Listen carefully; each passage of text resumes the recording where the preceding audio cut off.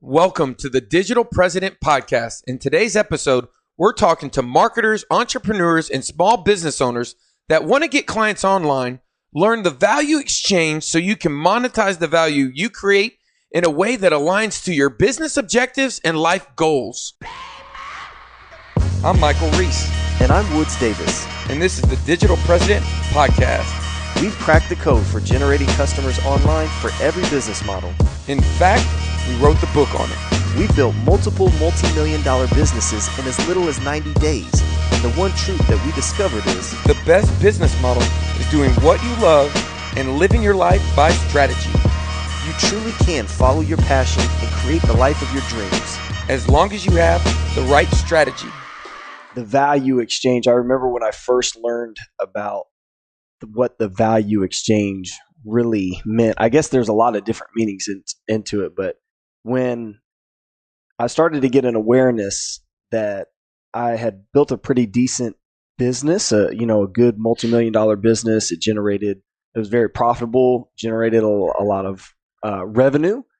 But at the end of the day, if I was to try to sell that business, it really wasn't worth anything. In fact, some of the people that I had worked with and helped my clients, funneled some of my clients over to their business, they actually captured a little more of the value. They were actually building businesses that were worth something. And I know that you had a very similar experience. and there's like this ascension that we have in business, where at the beginning it's just about finding ways to really generate revenue and get good at that. Then you're kind of growing that, and then you really start to realize, man, there's other dimensions and there's other levels to this game. And when you're strategic and you think about that and you understand the value exchange and the ways that you're creating value in the market, you can actually be more strategic and build a business that not only generates more revenue, but actually creates more value and is worth more and is sellable. Yeah, I think it's a good lesson for any entrepreneur. I think probably, Woods, one of the things that I think happens to most people is they're in this reported world where their business model is by default. So they don't really even this is just my observation. As an entrepreneur starting out, you really, a lot of the times you start out with an idea, and so you don't know what you don't know. You're unconsciously incompetent.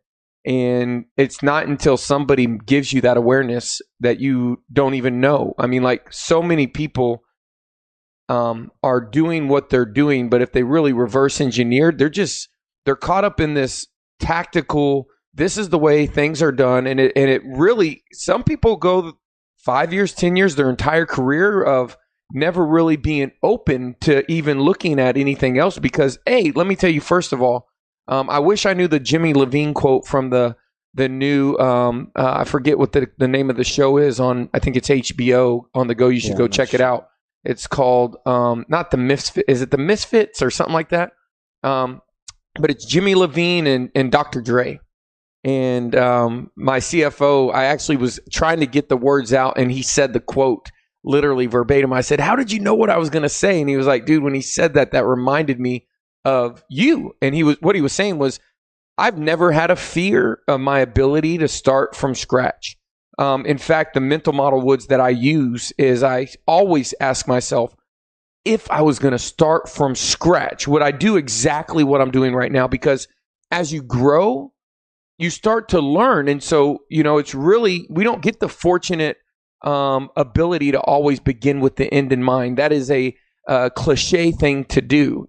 Sometimes you start because maybe you need, maybe you lost your job, maybe you needed some extra money, and next thing you know, you're doing something. And so the great thing about the online business that I like about people who are making money online is it's not been around long enough, and you by default have to constantly reinvent yourself or you'll be obsolete. There'll be Facebook and then mobile and smartphone. And depending, I remember when I got started online in 2004, 2005, I was actually started online in 2002.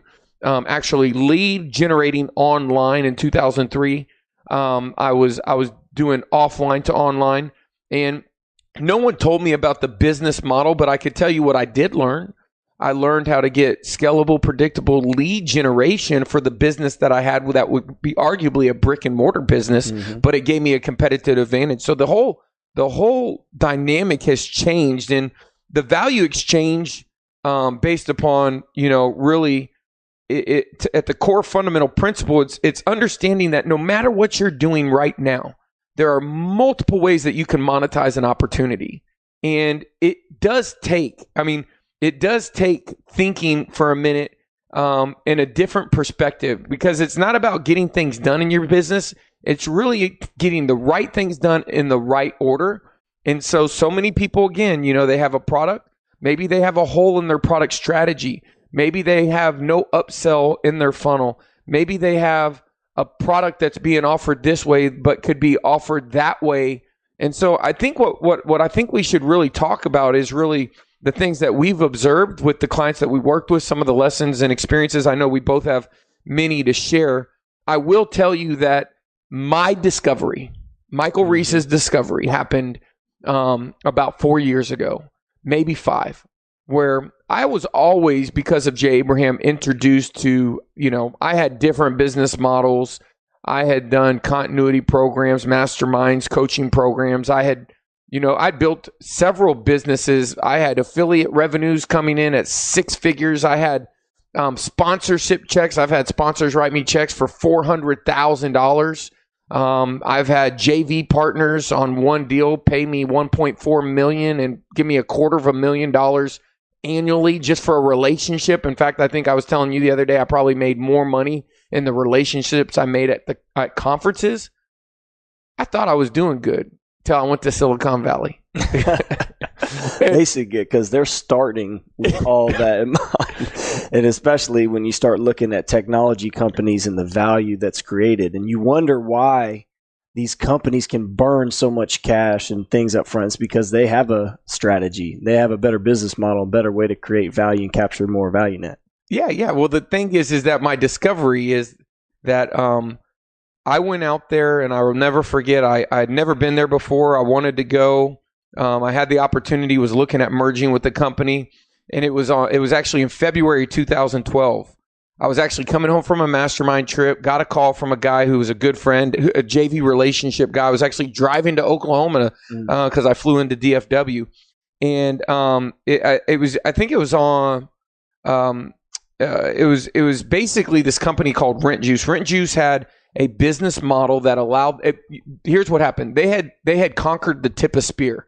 They had proven a model, but they hadn't scaled it. They'd just proven it in one market. They proved it in one market in New York. And which is a heck of a market to prove it in, right? Yep, it was a heck of a market. And I think looking back now, the guy's name was David. They had probably, I want to say it was 14 employees, something like that. And the company had actually been founded for 3 years. The guy's name he was 25 years old. His name was David Vivero, I believe is what his name was. And looking back now, David's vision, bro, was Airbnb. Right. If you really distill down what he had built a platform for people to rent their property, but he just missed the vision just a little bit. One little tilt. But guess what he did? He did create value. And he did with 14 employees, and I believe he was at like $33,000 a month in reoccurring revenue. I got home, and when I got home, I had heard that he had sold that company for it was around 50 million. I forget the exact number, but it was around 50 million. And that was with 14 employees, a 25-year-old kid. I knew a guy that had helped him negotiate and navigate that. And I'm telling you right now, I was like staring off into space because I had just spent time with these individuals, and it was real fresh on my mind. And I just realized that I was playing the wrong game, or realized that there was definitely a different game that I needed to start paying attention to. Well, yeah, it's almost like when you start to get exposure to that and you see that, especially like with SaaS, and software, you really, it's like once you see it, you can't unsee it. You're like, man, I just remember when, I had a good service business. I mean, it was primarily a service business, and it was it was a good business, and the business actually provided us with a platform to be able to go out. We had built a lot of relationships within an ecosystem of a particular marketing automation software. And so we were able to create a software product. It was a really good product. And it was amazing the difference when you get into that space and the value that you can create really fast, right? And I'll just never forget what it was like when we went to our first conference. We actually won this, we came in second place in this competition. It was the Battle of the Apps competition. And we acquired our first 100 customers really fast. And it was shocking when we went and started actually meeting with some venture guys and started to look at some valuation models around the business. And we're like, holy crap, there's real value here. In the meantime, we had this other service business that's making way more revenue. It's making a lot more money. However, if we were to try to sell that business, there's nobody that would buy it. But what I would say that people need to understand is that other business, you got to work from the Four Seasons. That's true. And so what I've always admired, I think you built, and I have goosebumps. I think you built some of the most amazing business models I've ever seen. I think that, in the real estate space, when I first met you, your strategy was just not even comprehensible. But the point that I want to make is that I think you see those opportunities mainly because somebody who is stuck in their, you're willing to start from scratch. You have 100%. You've started from scratch. I know I'll kick over the sandcastle. You'll kick over the sandcastle. I just kicked over a sandcastle, started from scratch. I'm not digging a hole. The question you got to ask yourself is, am I digging a hole? Should I be digging a hole? And should I be using a shovel or a spoon? And am I sure that I should be digging the hole here versus there? You should always be questioning what you're doing. And the reason I say that is, you shared a story with me. I know when we were going through the process of writing the book, Digital President. And I remember I knew you were doing amazing with the short sales, but you had a story about how that business model originally was just targeted at investors. And I think that's a good story to share, because in that situation, you didn't change just the business model in general. You captured more of the value by changing the target audience. And people sometimes don't realize sometimes you can just make an adjustment in the model and capture more value just by understanding who you're servicing or who values your service more. Well, yeah, and that's a combination of decisions, just solely focusing on the business model. That business started out as a subscription-based business that was charging a monthly fee for people in order to be a part of it. We decided, because we were looking at the value we were creating in the market and saw the amount that was being made on all the transactions that we were creating, we figured, man, there's more value that we could capture as part of this process. So that led to the next iteration, which was actually taking a piece of the transaction. Well, up to that point, we were working with real estate investors who had to create a significant margin on the transaction in order to be able to close the deal, because they had to make a profit, right?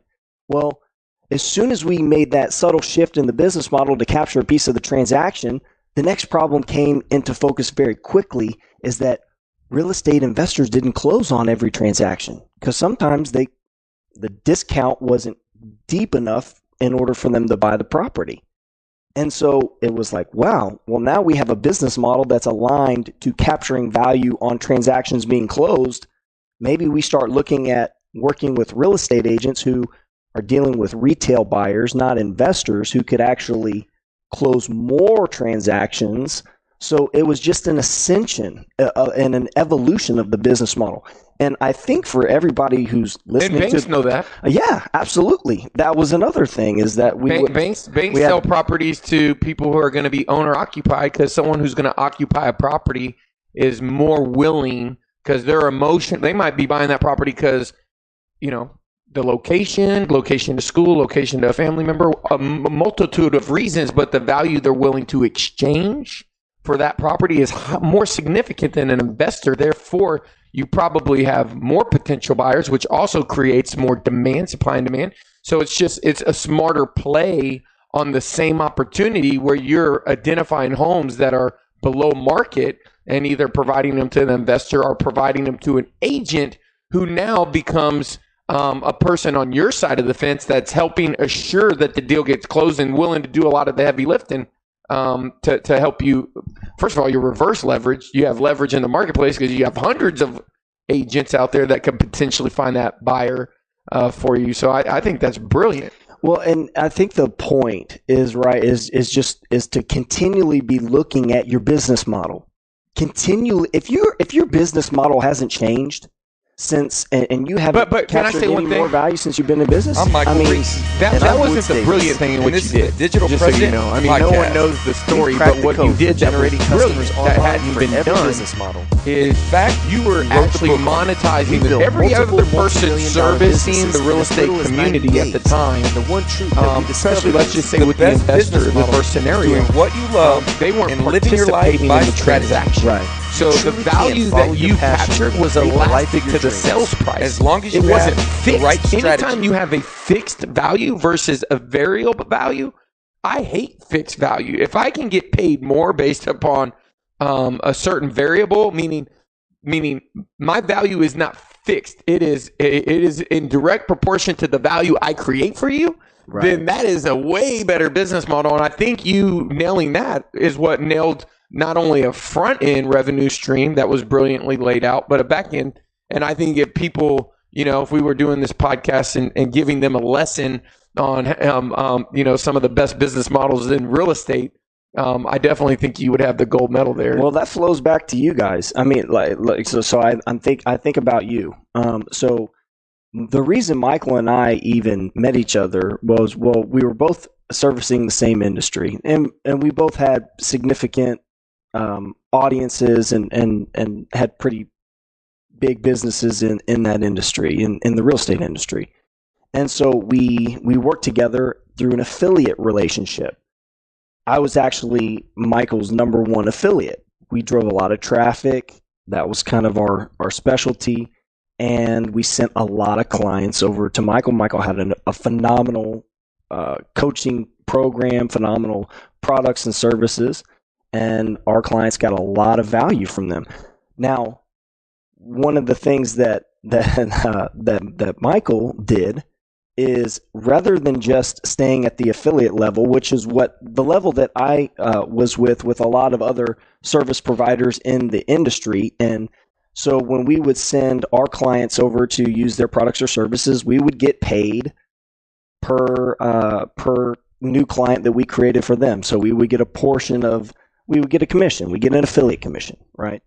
Well, I think one of the things that you really mastered is, rather than, because you had such great influence in the industry and you were able to really help build all these other software companies and other service providers companies, rather than just taking an affiliate commission, you got wise and started joint venturing with these people and actually taking a piece of the company. Yeah. Because when you can drive customer acquisition for a company, you are creating a tremendous amount of value.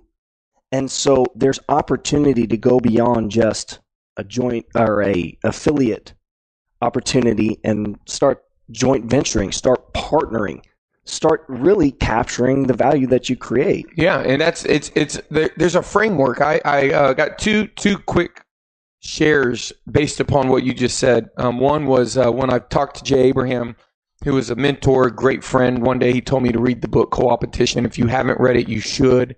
If you haven't had an opportunity to, we did kind of a high level review on the book Co-opetition. It's on our blog. You can go read our blog at digitalpresident.com/blog. It's a book review. It's amazing. It's one of the best ways to unpack your thinking. And there's just little things that you can think of. You want to think about who else has your client, or who else values your client. A good friend of mine that I built a business with through a JV, his name was Scott Kleiser. Scott has an interesting story. One of the smartest guys. He was on cover of one of the main magazines back in the early, I believe it was in the 90s, with like the founder of. Was he on like Newsweek? Or As one of the 4 people that would change the internet. And his roommate was Fidel, the guy who Tony Fidel. Yeah, the guy who Steve Jobs said created the iPhone. iPod, I think. iPod, that's right. And then don't let the facts get in the way of a good story. And then, but he did found Nest and sold Nest to Google for $3.2 billion. That was his roommate and the best man in his wedding. And his claim to fame was he had done Free 411 and sold it for $100 million, or just like $98 million, I think was the number. But anyway, Scott, I spent a lot of time, built a business with Scott. Started in a relationship where he had just saw some of the things we did. But Scott's mental model, who is a brilliant dude, in our very first meeting said, he walked into the meeting and said, "Can I see your credit card statement?" And I didn't know what he meant. I mean, I literally did not know. Now, he thought I knew what he meant because he was saying it nonchalant, and there was a conversation going on that I didn't connect the dots. So, that was like a pattern interrupter from, "Did you just ask for my credit card statement?" And he was like, "Yeah, let me look at it." I was like, "Why do you want to see my credit card statement?" And he was asking because we had an active business that was actually performing the same business as our customer. And he says, "I want to see all the things you guys pay for." And I was like, "Okay, that's actually pretty smart." And we did, dude. I still have the picture, bro. The picture was in red, dry erase. It filled up the whole wall. We literally got the credit card statement and we started just naming them off. And the fact that we named them off, what he was doing was he was looking, he was like, how long have you paid for this one? How long have you paid for this one? And he was looking at our value as a customer to those individuals to see the opportunity in the marketplace. And he was looking for holes. He was looking for places to combine. And so it's very interesting. If you they call it in the book, it's the value net. And I've seen people call it frenemy, right? A frenemy is someone, when you look at competition, it's your enemy. A frenemy is in business is somebody who could be confused as an enemy, but actually if you cooperated with them, y'all would do better together than you would apart. And sometimes, some great mental models that I learned early on was one of the best ones that I learned, or 2 of them. One, anytime I got into a business development relationship, I learned this from a guy named John Z, was I always said yes till I had to say no. That one fact has made me more money than I've ever had. Literally millions and millions and millions of dollars. So if you're in something, before you say no, at least hear somebody out, because you don't know what you might be saying no to. And that's been one of my biggest blessings in my best relationships. And when you're looking at the other opportunities as it relates to the value and the value that somebody might be able to create for you, I think what you want to always be doing, and this is just me, I want to create value for my customer, but I want to create value for my partners. So I come from a place of trying to add value. That's my mindset. So when I go into a deal, I ask somebody, "Man, what can I do for you?" And I try to be really really direct, but really try to get to the core of what is their goal, is their way. And it's just weird how things start to align, when you really truly have an intention and you're working with somebody and you're really trying to add value to them, they can feel it and they feel what they feel. And I had a guy tell me this today, "Man, I feel a real synergy with you." Well, yeah, you feel a synergy. I'm trying to help you. I'm not over here thinking what's in it for me. I'm trying to see if there's an opportunity for me to help you, because if I can help you, you could probably help me. So what I would say is, if you have an existing business, look at the people around you that you might be thinking as competition and think, hey, is there co-opetition? And there might be an opportunity there that you might not realize, whether it's, hey, well, there's a company, and in that company I could, they have customers, their customers. What I was going to tell you is, early on, it's called FOMO, fear of missing out. Mm-hmm. Early on, so many people that I deal with, it would be like a director of a movie being fearful of someone in his audience watching another movie. Right? Like, yeah. Isn't that idiotic? It's like a scarcity mindset instead of an abundance mindset. Right. Well, but in the movie business, if I can get somebody to come watch a movie, then they're going to become a movie watcher. and probably have more market share than less. And so what happens is, I know when people have information that they're training people on, they're like, I mean, here's the fact. If I listen to Tony Robbins, I'm probably going to listen to some Zig Ziglar. You know what I'm saying? So it's not like you're only going to buy Tony. No. And you made that purchase, and so now there's no more left in the game. Listen, Jay Abraham was introduced to John Kitchens, a good friend of ours, and which was then introduced to Jay Kinder, my business partner, then introduced to me, all because of a free CD that Tony Robbins put in his Mastering Influence case. Right? Crazy. And then we promoted Jay Abraham's book, and through Jay Abraham, we paid Jay Abraham more money than anybody. A lot. Yeah. A lot of people. Right. But the point is that I would honestly say that Jay Abraham made me more of a fan of Tony Robbins. Because I associated his content with being introduced to Tony Robbins, and it didn't. I can tell you one thing it didn't do.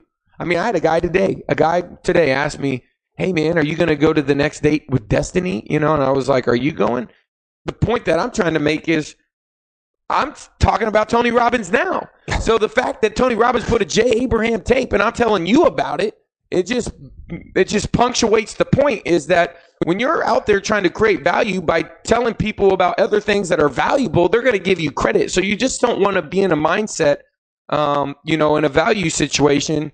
Look at all the people in your marketplace, and there's going to be hardline enemies, but there's also going to be people that you should be trying to build a relationship with and build what I would call as a syndicate with, that y'all are together better than you would be apart. Yeah, absolutely. I mean, and you see that, and really that is behind the scenes in all of the industries out there. There is co-opetition. I mean, there is synergy between brands. I mean, there's coordination with launch dates. There's coordination in promotional efforts.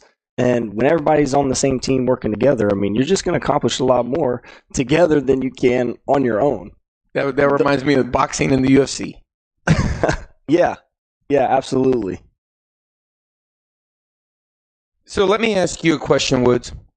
There's people on today's podcast, and they're going to start from scratch. Mm-hmm. Start from scratch. I know this to be true because I had this conversation with 2 individuals in the last 24 hours. Maybe they have a product idea. Mm-hmm. How do you go through? What is your process of going through on how to evaluate which model are the different types of models that you should consider, based upon you? Not like, what is your process?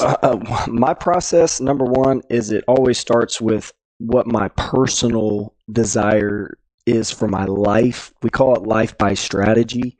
I mean, I look for 2 things. I look for things that aren't going to be super time intensive, things that I don't have to invest tons of time into, businesses that run independent of my investment of time.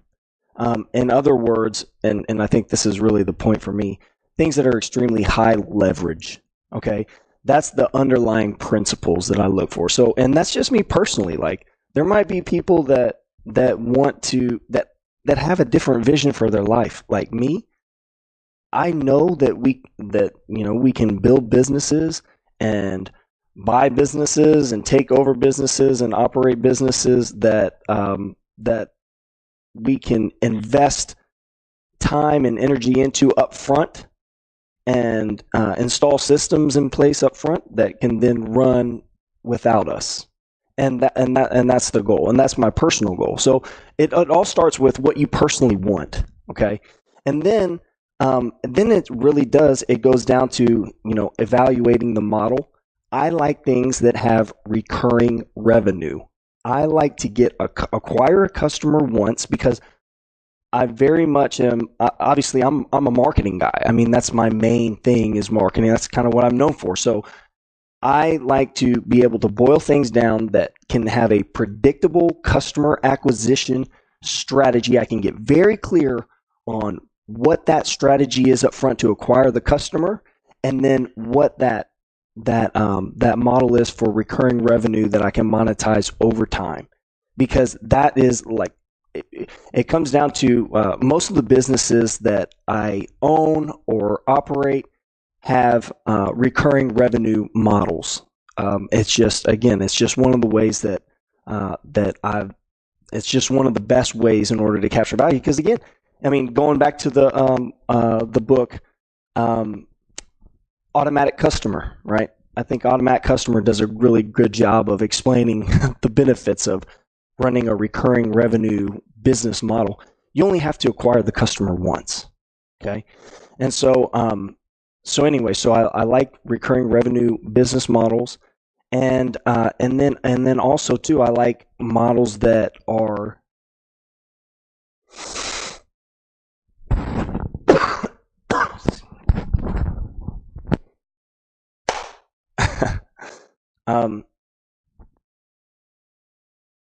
I like business models that are. Okay, so I was talking about recurring revenue. I also like business models that are. And I like business models that have technology components, because we can create value. And again, going back to the principle of leverage, some of the best leverage that you can get is through technology, through automation. And so I like technology-based businesses, and it's an opportunity to create actual value in a business that's sellable. Listen, I've been a part of technology businesses, going back to what we spoke about earlier, that didn't create tons of revenue, but actually created value that could be transferred and actually sold. And so, depending on the strategy, I like technology a lot. I like SaaS businesses.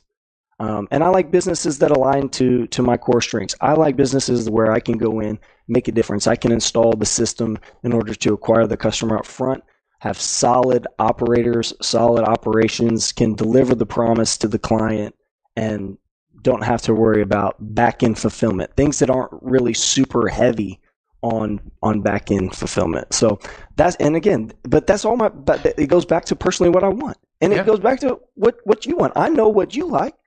I mean, I know you like to get paid for how you think, and you're probably one of the most brilliant business people, deal makers, business development people I've ever met. And so, what do you look for when you're looking at business opportunities and you're trying to evaluate a business model? Man, it's all about the hit maker mindset.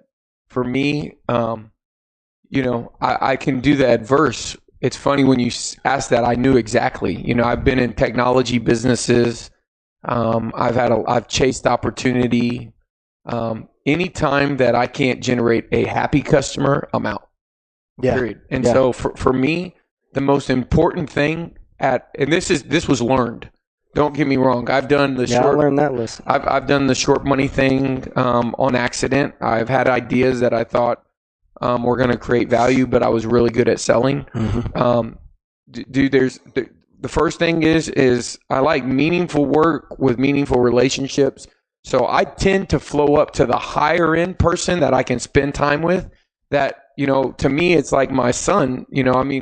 I don't want to put in all that work with somebody and then not be able to have that relationship over time. Right. So relationships is like at your core. At my core. So, I have a high level mastermind that I created a long time ago. And man, some of those people are now really good friends of mine. And, some of the best relationships and some of the best things that have happened, over the last 5-7 years of my life have been directly in correlation to, finding a group of people that were like-minded to be able to spend quality time. I like that time.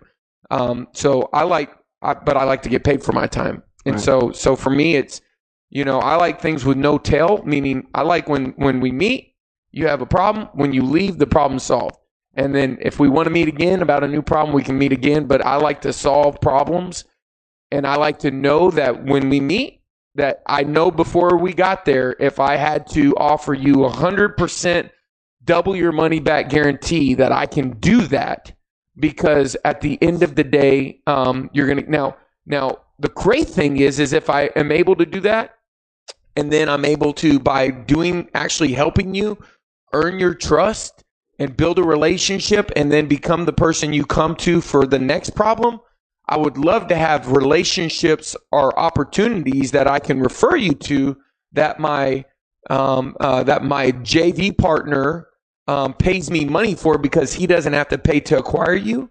And he knows that people I send to him are a better customer because they've learned from me how to be better with his service, and they don't have to buy into what he's doing. I've already taught them. They're just looking for that as a solution. Going to be no customer service, no salesperson. Just give me an order form, sign me up, and going to probably be one of the customers that stays with you the longest. That model I've really enjoyed, and I mainly enjoyed it because I'm able to create real value and get paid for the value that I create. Outside of that, what I would say has been probably my best thing is I like to have experienced the problem myself. Right. That if I've experienced the problem, I do not like being in businesses where I'm distant from the problem. I like to, the most recent that I've had to solve that problem and have felt that pain and know inherently in my heart what you feel, then my conviction of being able to transfer my enthusiasm and belief is way higher, and my ability to be persuasive is almost contagious because I don't believe, I know. And so anytime I know something works, I don't care. I'm gonna tell people to get it whether I get paid for it or not. So I love making hit products, creating hit products, things that solve real problems for customers, problems that really matter, that allow people to. And if the problem is something that takes them to a whole nother level, a whole nother lifestyle, or takes their business to a whole nother stage that they've been, then I love that, because I love to go on that journey. Man, I love that, man. And it's really true. Like if you're in a business where you're not eating your own dog food, or you haven't personally experienced that same problem and really had to and experienced the benefit of the solution, man, it would be really hard to try to be able to sell that and be passionate about that. Yeah, I remember when you called me one day, you were leaving my house, and we had decoded this thing that, in all fairness, is probably one of the most amazing things we've ever decoded. We knew that if people got their hands on this, it was going to be a game changer. And you texted me, I'm fist pumping. What'd you say? I'm fist pumping out the window or something like that. It's like 11 o'clock at night. Yeah. You're like, dude, we killed it. I'm glad we pushed through. I'm fist pumping out the window. I'm so excited. Dude, those types of things, when you're so happy because you know what you just did is going to create so much value for somebody, dude, that process is what makes me the most, that is my why. That is the most fun thing for me. Absolutely, man. That's true. There is nothing more fulfilling, because you're solving the problem for yourself and you experience the result, right? You experience the benefit. You can transfer that to other people, man. That's what it's all about, man. Yeah. So, man, I hope everybody enjoyed today's podcast. We've been working on some stuff. We do have a little gift for you if you want to go to our website. If you haven't been to our website, go to digitalpresident.com, and we actually have a free download for you, which is a download of all the different business models, and it's just different perspective. I won't say it's every single one, but it's kind of our rating on the different models. I think it's almost like an audit, because if you're unconsciously incompetent, if you've never done boot camps, workshops, if you've never done continuity programs, masterminds, coaching programs, SaaS businesses, little softwares, anything, we kind of decode a little bit of that for you, at least put it on your radar. It's just kind of an index. And so anyway, you can go get that free download, and that's really all. Yeah. Just go to digitalpresident.com/business model audit. It's /business model audit. And that's where you can get that download. All right, man. Well, like we say here at Digital President, the goal is to add as much value as you can to one person's life, and to do that to as many people as possible. We'll see you next time.